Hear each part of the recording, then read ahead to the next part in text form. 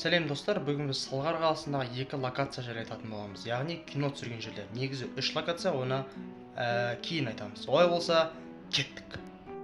Анаға барар жол, махаббат қызық мол жылдар, Бауыржан Момышұлы 30-дан асып барамын атты фильмдерде қолданылған мына ғимарат Талғар қаласындағы Рысқұлова көшесінде орналасқан. Бұрындары мәдениет үйі болған бұл ғимарат қолдан қолға өтіп, неше түрлі мекеме болған. Ал қазіргі уақытта оның сыртын қоршап, жеке мектепке айналып жатыр екен. Яғни частный школа ғой. Бірақ та менің ойымша демей қояйын енді. Бұл жер жекеге өтпей, мәдени мұра ретінде сақталғаны дұрыс педі деп ойлаймын. Ал мынау қандай локация деп ойлайсыздар? Жоқ. Бұл Ахмет Байтұрсынов киносы, Ахмет ұлт ұстазы киносы түсірілген жер.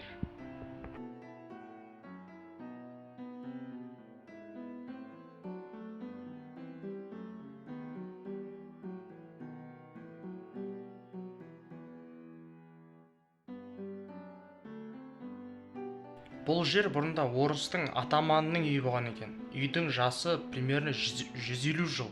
Ал одан кейін кеңес үкіметі кезінде жергілікті ЗАГС болған. Ал қазіргі уақытта әлеуметтік көмек беретіндердің тауарлары осы жерде тұрады екен. Ал достар, үшінші локация бұл менің атым Қожа фильм түсірілген Талғардағы Қызылқайрат ауылындағы 18-ші мектеп болатын. Біз ол жерді іздедік, бірақ таппадық. Тұрғындардың айтуынша ол жерде мектеп бар екен. Одан кейін жаңағы Қожаның кітап алып шығып баратын магазині бар ғой, сол жерде бар екен. Бірақ оны да таппадық. Бірақ алдағы шығарылымдарда оны тауып, бөлек андай шығарылым дейді, сондай шығады ғой. Все, рахмет.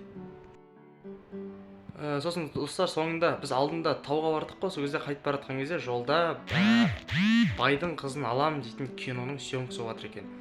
Получается, тағы бір локация. Сообщение қоймай қойдым.